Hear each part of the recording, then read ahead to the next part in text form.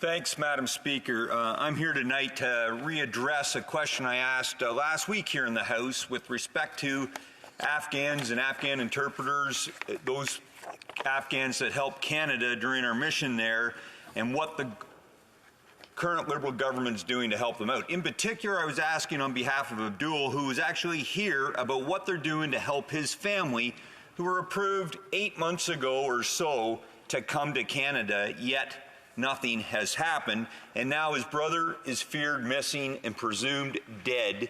And my question to the government then was, how many more Afghans, like Abdul's brother, need to die before this government is going to take urgent action? And I want to emphasize why this is so important, Madam Speaker. I've spent over a year of my life in Afghanistan. I've seen firsthand the horrific actions of the Taliban, and I apologize in advance to anybody listening about some of the graphic details I'm going to share. A father and son beheaded and hung because they helped the local Afghan police during my time there in 2007. Young girls with acid thrown in their face because they dare go to school. We've seen now, since the Taliban have retaken the country, they're not allowing women and girls to go to university, and then just in the last couple months, school at all. They're taking away those rights. They're persecuting religious minorities, ethnic minorities, women, 2S LGBTQ plus groups, and in particular, they're targeting women members of parliament from the former Afghanistan government, former Afghan judges, and those Afghans that chose to help us help them during our decade plus in that country. And why is this so important, Madam Speaker? It's because if we are unwilling as a nation to help these Afghans or any country where we travel to that we depend upon to achieve our missions, whether it be military, whether it be diplomatic, whether it be Canadian NGOs working in those nations, and then we leave them behind when things go sideways, that speaks to who we are as a nation and what we think of those people that we're supposedly trying to help. Look, Madam Speaker, I'll predict what I'm going to hear from the Parliamentary Secretary here shortly. She's going to talk about that they've moved 27 or accepted 27,000 Afghans here to Canada. My question back is, out of those 27,000, how many of them were already outside of Afghanistan, already in relatively safety? I'm not saying that we shouldn't be helping them out, that those that were able to flee the country, but my primary concern is about those Afghans still in Afghanistan.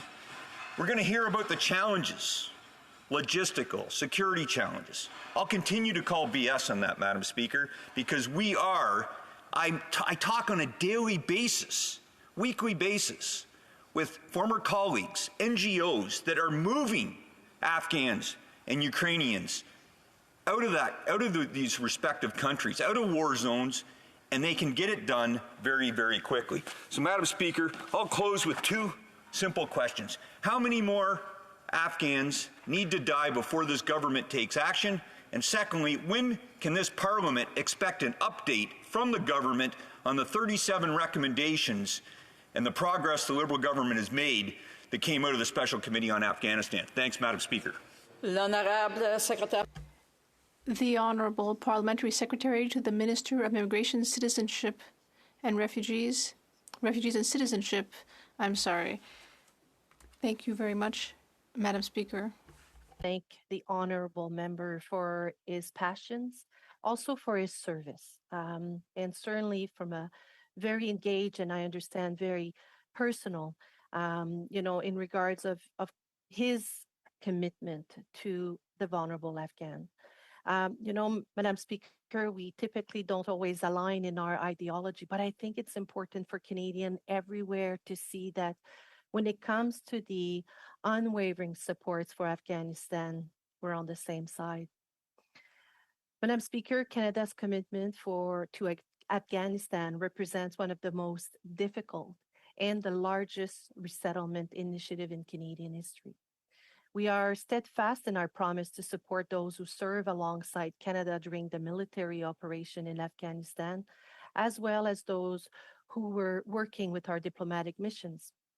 And I'm proud that Canada has one of the largest Afghan resettlement program in the world and was among the first country in the world to launch a special humanitarian resettlement program for vulnerable Afghans, including women leaders, human rights defenders, persecuted and religious minorities, 2S LGBTQI plus individuals, and journalists. I can confidently tell this House that we are exploring all avenues to support safe passage and are maximizing every opportunity to help Afghans leave Afghanistan and travel onwards to Canada. A key challenge is that many Afghans who are still in need of protection remain in Afghanistan, and movement out of the country by air or land continues to be very difficult and dangerous. As all here we well know, the government of Canada has no military or diplomatic presence in Afghanistan. Afghans seeking to leave Afghanistan face multiple challenges, including the Taliban exit requirements, notably a passport. They must also navigate third country entry and exit requirement, Madam Speaker. You know, we are doing everything we can to help vulnerable Afghans get to safety as quickly as possible. RCC has added more employees and resources in our mission abroad, including in Islamabad. RCC also has mobilized its global network, and applications continue to be processed day and night on a priority basis through our integrated network of visa officers across the globe. And further, RCC has adopted facilitative approach to expedite certain processes given the unique circumstances in Afghanistan. We are working, Madam Speaker, with a wide range of partners, including regional and like-minded governments, NGO, and referral organization to secure safe passage for Afghan eligible to one of Canada's immigration program. With the help of these trusted partners, we are enabling the movement of Afghan in neighboring country where we have bolstered biometrics collection, medical, and security screening capacity. I just want to point, Madam Speaker, as I end, we have had 22 flights from Pakistan and 16 from Pakistan so far here in Canada. And as the member did allude, even with all these difficulties, more than 28,000 Afghan can now call Canada home. We're proud of what we've accomplished, but we also know that there's more to do. Merci, Madame la Présidente. The honourable member for Bruce-Grey-Owen Sound. Thanks, Madam Speaker. The Parliamentary Secretary really didn't address my questions. My questions were, when can we expect these Afghans still stuck in Afghanistan to get here?